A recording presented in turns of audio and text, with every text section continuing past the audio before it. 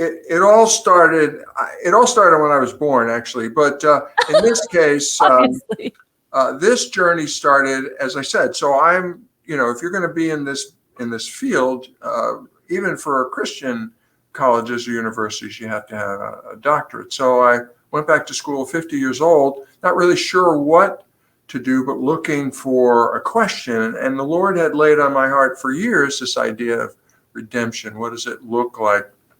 Now I'm studying management. So what does redemption look like in the management literature? And this genesis of this really was me doing a survey of 46 Christian leaders, entrepreneurs, leaders of nonprofits, 46 people who self-identified as people of faith.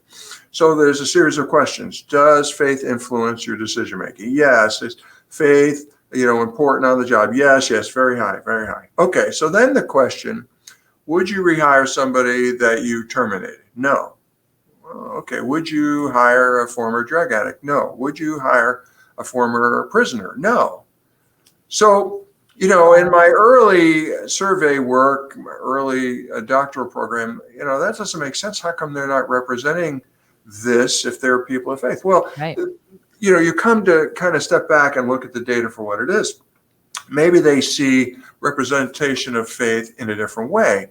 They're giving their time. They're giving money. They're whatever it might be. They're not necessarily redeeming people. That's not their work. They hire people, yes, but they don't really have time for that kind of stuff. And what does it really look like on the job? So then the question is, what does redemption look like in the management literature? So I'm an HR guy. Is it okay for me to talk about this? Oh, it's amazing. I'm loving it. I went to school for business management. So I think it's incredible. Not to mention, I've already taken some peeks into your book, and you guys got to stay for the juicy stuff. Let's hear. So I'm an HR guy. So I'm thinking that, redemption is when you discipline somebody and they change their behavior. But just imagine this, okay? You got 10 people who report to you. One of them is acting up. And, the literature says that really 75% of employees demonstrate some level of aberrant behavior, okay? From lateness, days off, all the way up to violence. We think of, aberrant behavior, we think of violence, but no, it really is the range. Right. So it's a misconception to think that your hiring is from a normal distribution curve, right? But anyway, so you're disciplining this guy, maybe you turned his life around. But if you think about redemption, what Jesus has done for us, we couldn't do this ourselves. It was something that he had to do.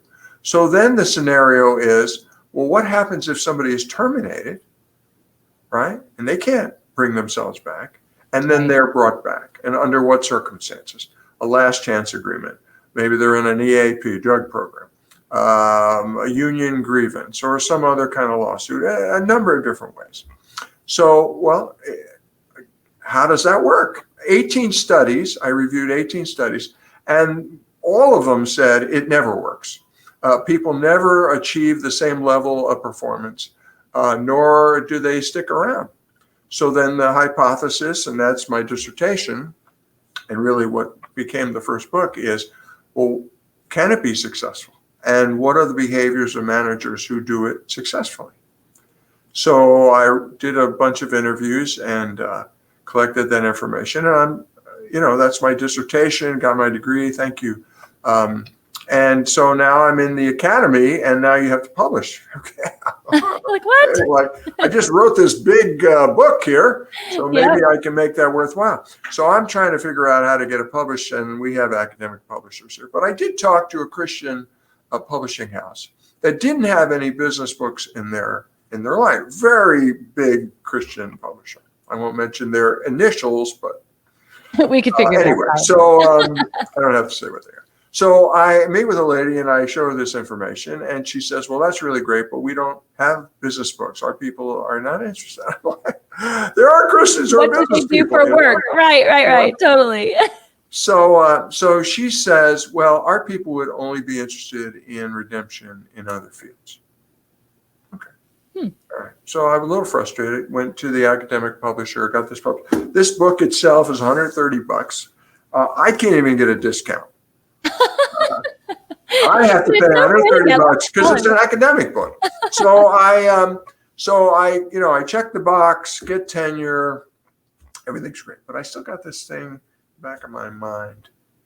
What does redemption look like in other places? And can businesses really see the value in hiring these people? Who is doing it? What is the success rate? And I read several articles, and one from a nonprofit, and I can't remember what it was, but they were crying out saying, we're changing people's lives. We need businesses to hire our people.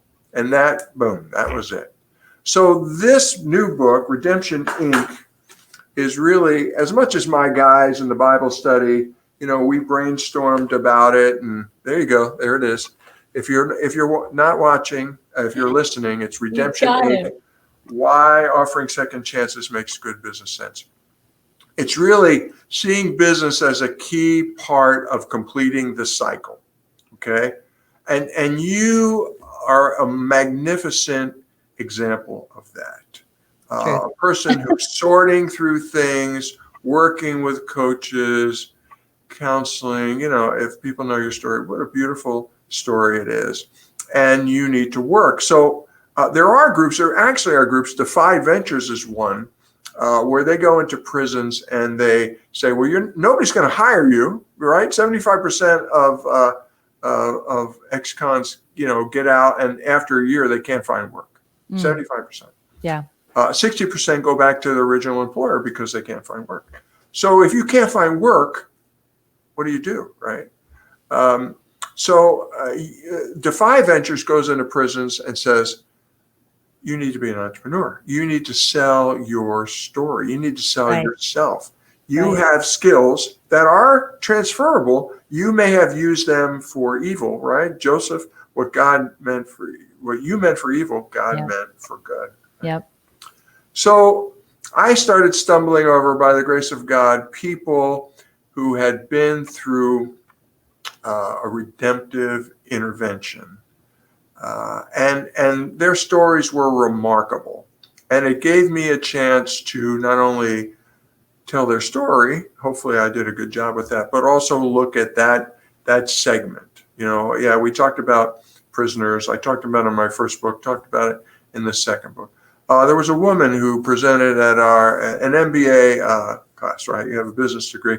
She was doing her capstone business plan. And she tells a story. And this woman I worked with every day. She was here on campus, elegant, wonderful professional woman, telling a story. I want to start this program. I want to start this ministry for women who are being abused. Here's an example of a woman. She tells this tragic story about this woman. Husband's being watched by the police. He's dealing all kinds of illegal stuff, and she feels trapped. He's cheating. She doesn't know how to escape. And I want to reach people like that woman. And then she says, and I am that woman. And I start crying my eyes out. I can't believe it. How come I didn't know this? Because someone put her back together. Someone stitched her back together. Just like people don't know your story, Tamra. Right. And you are an amazing person that God has stitched together. And I love that about you. I love that faith on every page of your book. Faith just comes out because we can't do it. And that's my life, right? Yeah. I'm the woman at the well. Yeah. I'm the one saying, come, let me tell you about a man. Come here. A man told me everything I'd ever done. So, 6 years of collecting stories. And, I thought I'm never going to write another book here. But finally in the spring, just praying, God, these stories are incredible. I just got to get these stories out.